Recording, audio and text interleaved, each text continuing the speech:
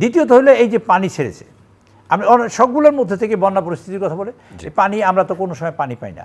সর্বশেষ শেখ হাসিনা চুক্তি করেছে আপনি, সেখানে গ্যারান্টি ক্লজ নাই, অর্থাৎ আমরা কতটুকু পানি পাবো তার কোনো গ্যারান্টি ক্লজ এখানে নেই। আর 54টা নদীতে পানি আপনাকে বাদ দিয়েছে, 54টা নদীতে, আপনি জানেন সংকোষ নদী সহ 54টা নদীতে।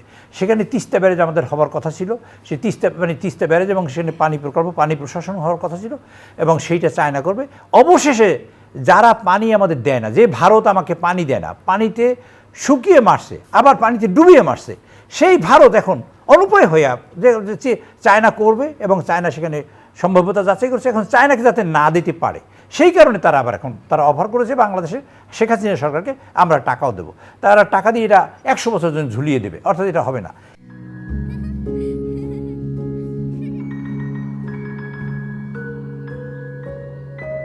প্রতিদিন এমন ছোট ছোট মুহূর্তগুলো তৈরি করে জীবনের গল্প।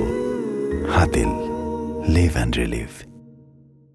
এই যে পানি ছেড়েছে, পানি ছেড়ে এখন যে কাজটা করতে চাচ্ছে, আমি মনে করি, এটা আমার ধারণা, এই সরকারকে অস্থিতিশীল করার জন্য, যেহেতু অর্থনীতি একদম ফোকলা, টোটালি ধ্বংস, সেখানে এই সরকারকে অস্থিতিশীল করার জন্য তারা আপ্রাণ চেষ্টা করছে, এবং সেই চেষ্টাটার অংশ বিশেষ এখানে। এখন ধরুন এই পানি আসার কারণে ধরেন প্রশাসনের সকল লোক এখানে নিয়োজিত হতে হবে, তারপর সরকারকে সেখানে যেতে হবে, সরকারকে ব্যস্ত থাকতে হবে, সরকারকে এই মানুষকে ত্রাণের সহায়তা করতে হবে, বাঁচাবার সহযোগিতা করতে হবে, এবং মানুষকে আশ্রয় দিতে হবে, এবং মানুষকে বাঁচাবার সকল কার্যক্রম হাতে নিতে হবে। সরকার অন্য কোনো কাজ করার সুযোগ পাবে না, যাতে না পায় তার জন্য কিন্তু পরিকল্পিতভাবে এই পানি ছাড়া হয়েছে এবং পানিতে ডুবানো। ভারতের পররাষ্ট্র মন্ত্রণালয় থেকে একটা বিবৃতি দেওয়া হয়েছে ডাম্বুর। ভাই, ভারতের পররাষ্ট্র মন্ত্রণালয়ের বিবৃতি আমি শুনে কোনো লাভ নেই। আমার গায়ে আগুন লেগেছে, আমি জ্বলে পড়ি মরছি, আপনি বিবৃতি দিচ্ছেন ওখানে বসে, কারণটা কি? আপনি যদি বিবৃতি দেন তাহলে পানিটা বন্ধ করেন, বিবৃতি দরকার না, আমি বিবৃতি খাবো না, আপনি পানি বন্ধ করে দেখেন আপনি সদিচ্ছা আছে। তারা বলছেন ভারতে এবং বাংলাদেশে 4-5 দিন যাবত অনবরত বৃষ্টি হচ্ছে, তাকে সেই বৃষ্টি, তার অর্থ কি উনি পানি ছেড়ে দেবে আমাকে? আমি তো লোয়ার রাইব্রেরিয়ান মানুষ, আমাকে উনি পানি ছেড়ে দেবে কী করে?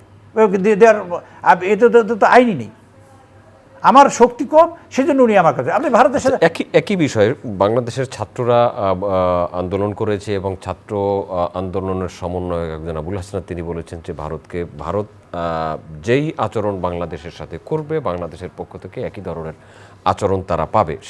সেই আচরণ কি বাংলাদেশের পক্ষে করা সম্ভব? বাংলাদেশের পক্ষে করা সম্ভব, তার চেয়েও বেশি। কিভাবে? বাংলাদেশ এই একটা স্বৈর সরকার, একটা পতিত সরকার, একটা ফ্যাসিস্ট সরকারকে বাংলাদেশের এই ছাত্ররা রক্ত দিয়ে উৎখাত করেছে। এটা তো বিরাট, আমি বলবো ভারতকে যে প্রতিদান দেওয়ার কথা তার চেয়ে অনেক বড় প্রতিদান দেওয়া হয়ে গেছে। কারণ ভারত তো এটা প্ল্যান করছে গত আগামী 50 বছরকে ধরে শেখ হাসিনা থাকবে, কী করে ভারত বাংলাদেশ নিয়ে যাবে। এই বাংলাদেশের পোর্ট ভারত দখল করছে অলরেডি, এই চালনা পোর্ট, এই ডামাডোলের মধ্যে চালনা পোর্ট দিয়ে দিয়েছে ভারতকে।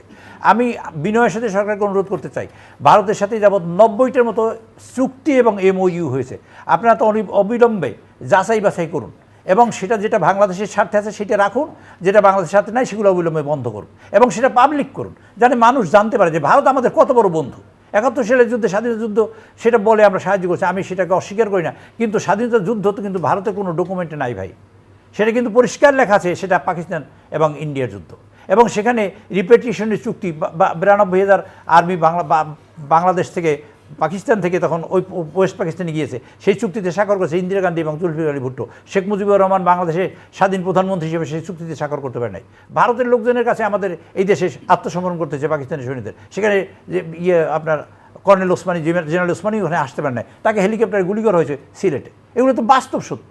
কাজে বাংলাদেশকে স্বাধীন তারা করেছে নামে, কাগজে, এটা করেছে আমাদের একটা জাস্ট এই কাইন্ড অফ চকলেট ললিপপ দিয়েছে আমাদের মুখের মধ্যে, কিন্তু দেশটা তাদের দরকার, 7 সিস্টারের কারণে দরকার। 7 সিস্টার আপনারা জানেন 7টা প্রদেশ, সেই কারণে তাদের দরকার, সেই কারণেই তারা বাংলাদেশকে এরকম একটা পরিস্থিতি তৈরি করে দিয়েছে যাতে ওইটা দখল করতে পারে। তার আশেপাশে তখন একটা লোক একটা কান্ট্রিকে তো সে ভালো রাখে নাই। আপনি পাকিস্তানের সাথে পারেন না, একটা বোম আছে, আপনি শ্রীলঙ্কার সাথে ঝগড়া, আপনি মালদ্বীপের সাথে ঝগড়া, নেপালের সাথে ঝগড়া, ভুটানের সাথে ঝগড়া, বাংলাদেশকে তো খেয়ে ফেলেছে।